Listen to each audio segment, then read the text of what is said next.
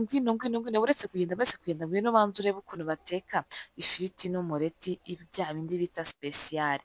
Aha ngaha nari mfite ibirayi byanjye bitari byinshi cyane, ni nk'ibiro bibiri cyangwa se ikiro n'inusu, mfite amagi yanjye urimo kuyabona hariya hirya, hariya ni ay'inkoko zanjye ndoroye, mfite n'inkoko ntabwo ngenda njya kuyagura.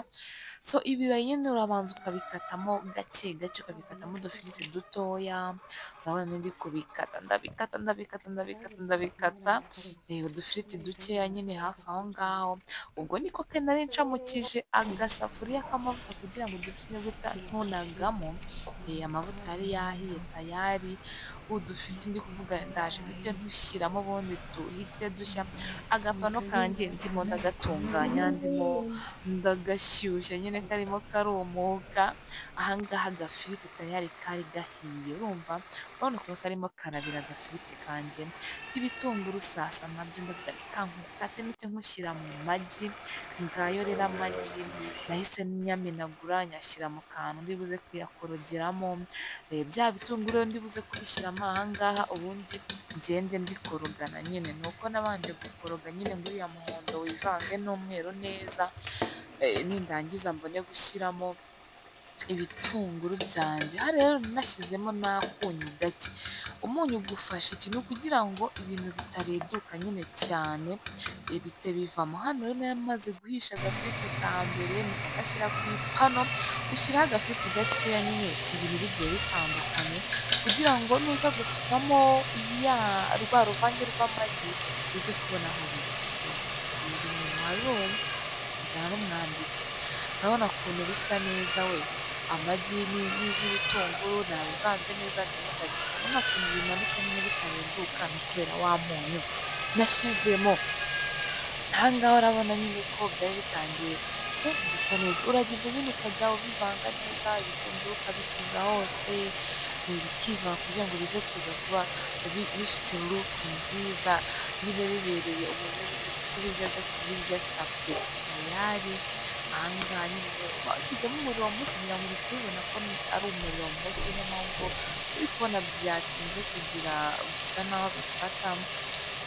Aha ngaha uhita ufata akantu urimo urakoresha ugatangira kugenda wegura uzamura uhindura. Aha ngaha nabihinze ntabwo nagiye mbereka byose, ariko urabibona nari nahinze urundi ruhande, nazanye nyine urundi narwo narwubitse kugira ngo ubone ukuntu umureti waba umeze n'udufiriti turimo.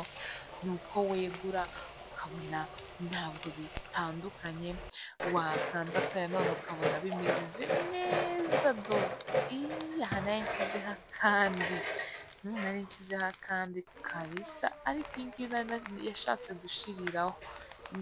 gushiriraho, urimo urabibona ifiriti ngiye gushyiramo indi firiti, uri kubibona nawe.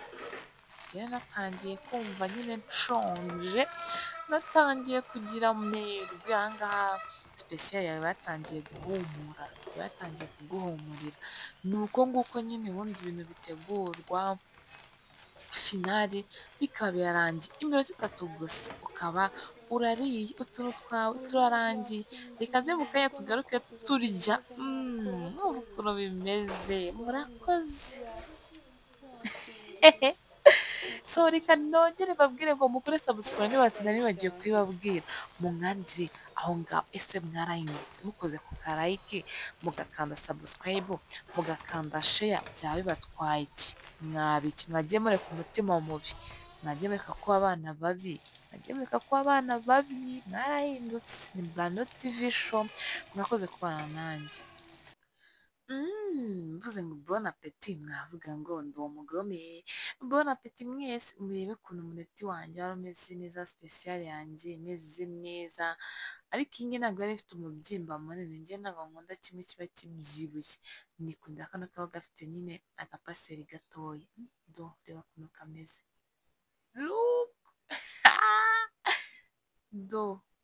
uraryo. Murakoze. uryoshye kubi cyane.